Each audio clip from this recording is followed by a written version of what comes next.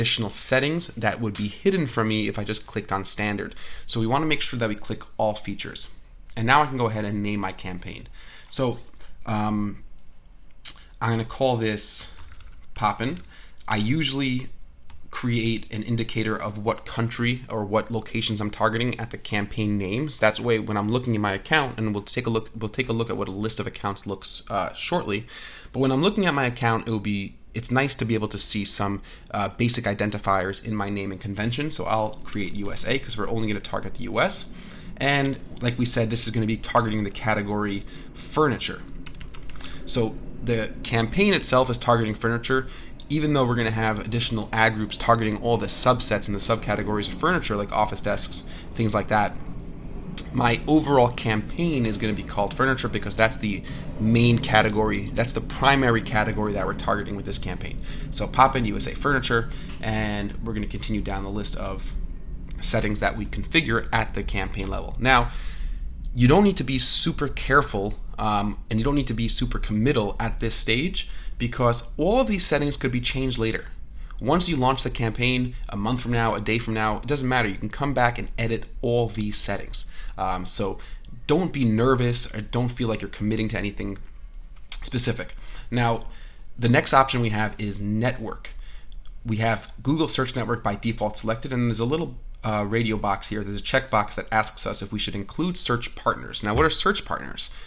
Search partners is a very substantial network of websites and properties, for example, AOL.com, Google Maps, things like that, that Google has contracts with, and they share ad inventory. So if you leave this box checked, that means if somebody goes to AOL.com and they do a search on AOL for office desks, then our ad will be eligible to show. The question is, do you want to leave this box checked or not?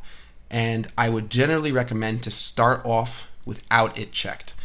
That's because Google generally generates the highest quality traffic, and chances are, unless you're advertising extremely, extremely aggressively, most likely you're going to have enough inventory and enough search volume for your products and services available just on Google itself without having to include the search partners. And oftentimes, the search partners will take away valuable impressions and clicks that you would have otherwise received on Google itself.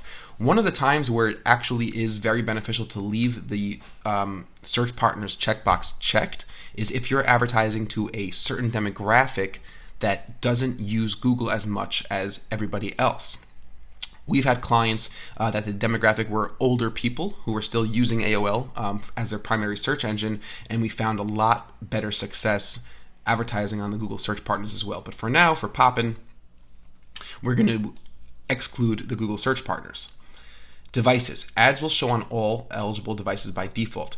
We could come in later and I'm going to show you how you could modify your bids for different types of devices, for desktops, laptops, tablets, mobile phones. Here we have location settings. Now, you could do a lot of interesting things here. Because we're advertising for Poppin' and we decided that we're only going to be targeting the US, I'm just going to click United States. It's nice that Google gives me that default option. But for example, let's say we were targeting just Alabama and Singapore, right? Who knows why we would ever target just Alabama and Singapore? What type of business would be doing business in just Singapore and Alabama? But that's definitely possible. So we have the option to do that. So if we wanted to click and select some custom locations to target, we would choose the radio box, let me choose, and then I would start typing in the locations I want to target. So Alabama is going to come first. I'm going to start typing in Alabama, and right away I get that match. Alabama, United States. It indicates to me that it's a state, and I must have clicked it. It also gives me a reach. A reach is an approximate number of people in this targeting parameter. So by just targeting Alabama, I'm reaching an estimate of 4,710,000 people.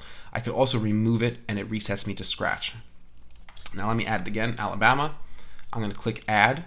Now, once we're about to add Alabama, I could also target the entire United States, right? If I wanted to target the United States, except for Alabama, I could do that. So I typed in United States and I hit enter to target it. It's about 185 million people.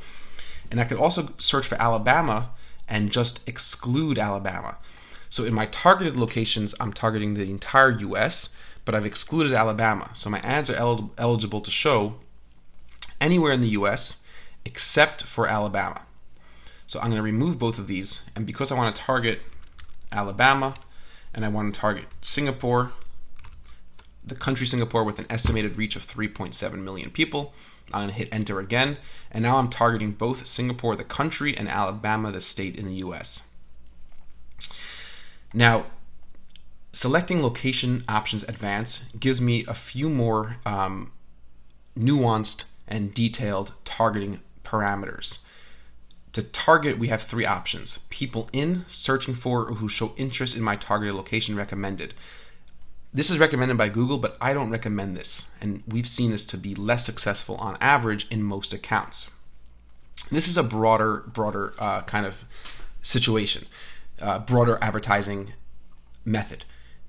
The way this works is if I select Alabama, for example, and I'm targeting Alabama, Google's saying that if anybody shows interest in your location in the search, then you'll be eligible to see the ad. So for example, now this might not really happen, but there are a lot of permutations where it may happen. If someone's in Canada and I don't ship my products to Canada, but somebody types in used office, new office furniture in Alabama, then even though their computer, their IP address is showing Canada, their query has expressed interest in Alabama. They've expressed interest in one of my targeting parameters, even though they're not in a state, they're not in a country, or they're not in a location that I could service. Google, under this radio box over here, is still going to show my ad. My ad will still be eligible to show because they've shown interest in my targeted location.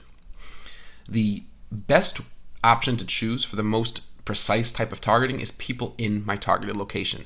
So that means if you're in Canada, and even if you type in a whole long paragraph that expresses your deep love for Alabama, you're not going to see my ad because you're not in Alabama. You're not in Singapore. You're in Canada, and you are now excluded from being eligible to see the ad at all.